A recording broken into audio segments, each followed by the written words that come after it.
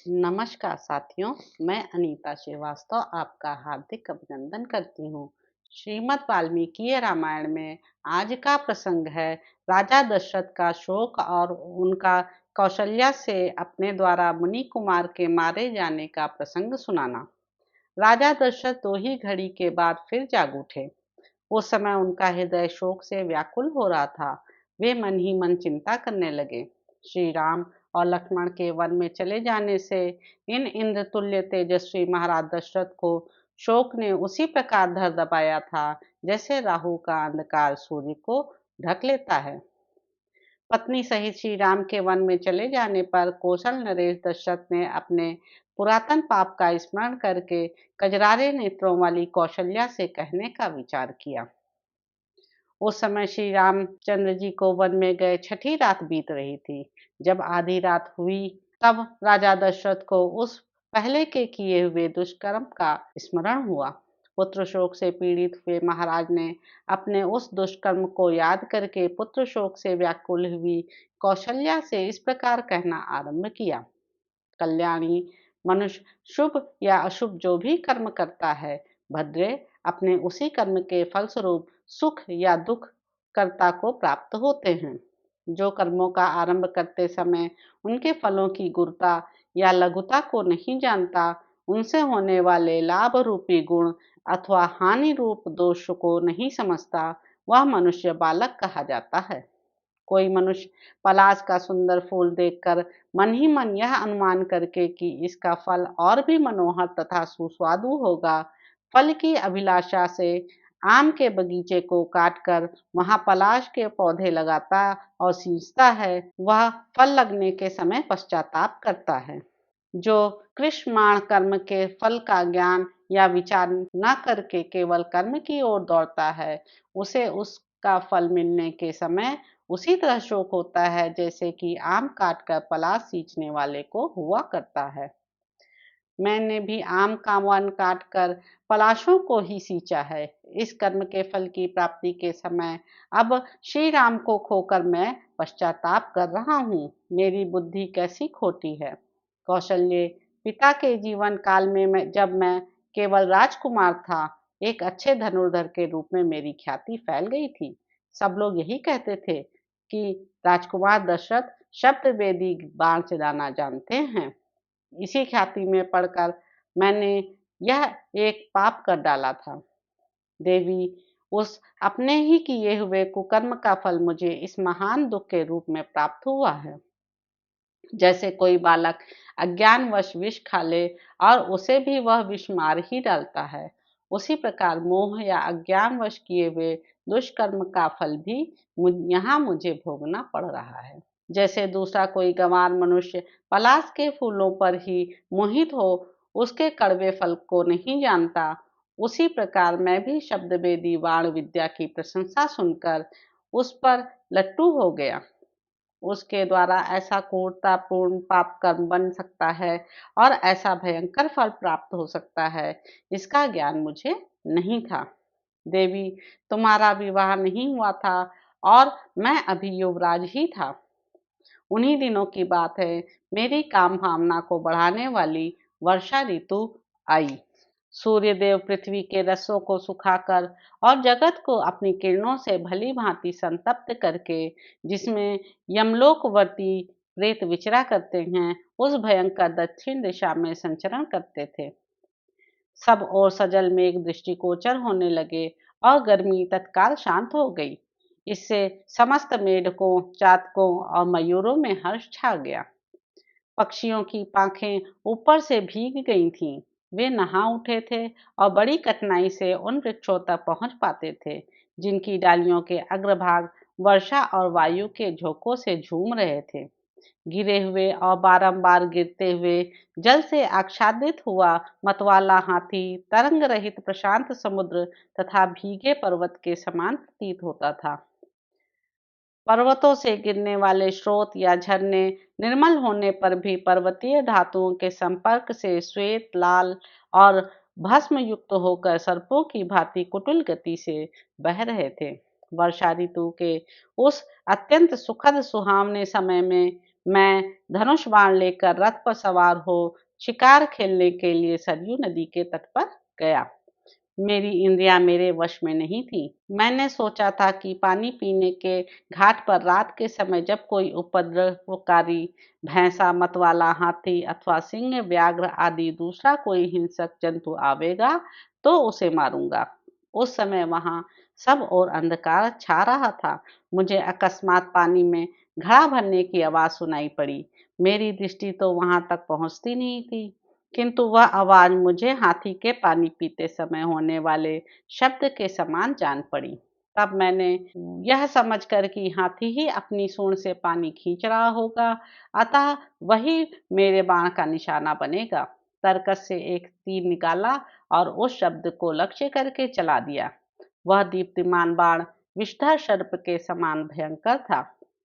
वह उषा काल की बेला थी। विषैले सर्प के सदृश उस तीखे बाण को मैंने ज्यों ही छोड़ा, त्यों ही वहां पानी में गिरते हुए किसी वनवासी का हाहाकार मुझे स्पष्ट रूप से सुनाई दिया। मेरे बाण से उसके मर्म में बड़ी पीड़ा हुई। उस पुरुष के धाराशाही हो जाने पर वहां यह मानव वाणी प्रकट हुई, सुनाई देने लगी। आह! मेरे जैसे तपस्वी पर शस्त्र का प्रहार कैसे संभव हुआ? मैं तो नदी के इस एकांत तट पर रात में पानी लेने के लिए आया था। किसने मुझे बाण मारा? मैंने किसका क्या बिगाड़ा था? मैं तो सभी जीवों को पीड़ा देने की वृत्ति का त्याग करके ऋषि जीवन बिताता था। वन में रहकर जंगली फल मूलों से ही जीविका चलाता था। मुझ जैसे निरपराध मनुष्य का शस्त्र से वध क्यों किया जा रहा है? मैं वल्कल और मृगचर्म पहनने वाला जटाधारी तपस्वी हूँ। मेरा वध करने में किसने अपना क्या लाभ सोचा होगा? मैंने मारने वाले का क्या अपराध किया था? मेरी हत्या का प्रयत्न व्यर्थ ही किया गया। इससे किसी को कुछ लाभ नहीं होगा, केवल अनर्थ ही हाथ लगेगा। इस हत्यारे को संसार में कहीं भी कोई उसी तरह अच्छा नहीं समझेगा जैसे गुरु पत्नी गामी को। मुझे अपने इस जीवन के नष्ट होने की उतनी चिंता नहीं है। मेरे मारे जाने से मेरे माता पिता को जो कष्ट होगा उसी के लिए मुझे बारंबार शोक हो रहा है। मैंने इन दोनों वृद्धों का बहुत समय से पालन पोषण किया है। अब मेरे शरीर के न रहने पर ये किस प्रकार जीवन निर्वाह करेंगे? घातक ने एक ही बाण से मुझे और मेरे बूढ़े माता पिता को भी मौत के मुख में डाल दिया। किस विवेकहीन और अजितेंद्रिय पुरुष ने हम सब लोगों का एक साथ ही वध कर डाला? ये करुणा भरे वचन सुनकर मेरे मन में बड़ी व्यथा हुई। कहाँ तो मैं धर्म की अभिलाषा रखने वाला था और कहाँ यह अधर्म का कार्य बन गया। उस समय मेरे हाथों से धनुष और बाण छूटकर पृथ्वी पर गिर पड़े। रात में विलाप करते हुए ऋषि का वह करुण वचन सुनकर मैं शोक के वेग से घबरा उठा। मेरी चेतना अत्यंत विलुप्त सी होने लगी। मेरे हृदय में दीनता छा गई। मन बहुत दुखी हो गया। सरयू के किनारे उस स्थान पर जाकर मैंने देखा एक तपस्वी बाण से घायल होकर पड़े हैं। उनकी जटाएं बिखरी हुई हैं, घड़े का जर गिर गया है तथा सारा शरीर धूल और खून में सना हुआ है। वे बाण से बिंधे हुए पड़े थे। उनकी अवस्था देखकर मैं डर गया। मेरा चित्त ठिकाने नहीं था। उन्होंने दोनों नेत्रों से मेरी ओर इस प्रकार देखा मानो अपने तेज से मुझे भस्म कर देना चाहते हों। वे कठोर वाणी में यूं बोले, राजन, वन में रहते हुए मैंने तुम्हारा कौन सा अपराध किया था जिससे तुमने मुझे बाण मारा? मैं तो माता पिता के लिए पानी लेने की इच्छा से यहाँ आया था। तुमने एक ही बाण से मेरा मर्म विदीर्ण करके मेरे दोनों अंधे और बूढ़े माता पिता को भी मार डाला। वे दोनों बहुत दुबले और अंधे हैं। निश्चय ही प्यास से पीड़ित होकर वे मेरी प्रतीक्षा में बैठे होंगे। वे देर तक मेरे आगमन की आशा लगाए दुखदायिनी प्यास के लिए बाट जोहते रहेंगे। अवश्य ही मेरी तपस्या अथवा शास्त्र ज्ञान का कोई फल यहाँ प्रकट नहीं हो रहा है, क्योंकि पिताजी को यह नहीं मालूम है कि मैं इस पृथ्वी पर गिरकर मृत्युशैया पर पड़ा हुआ हूँ। यदि जान भी लें तो क्या कर सकते हैं, क्योंकि असमर्थ हैं और चल फिर भी नहीं सकते हैं।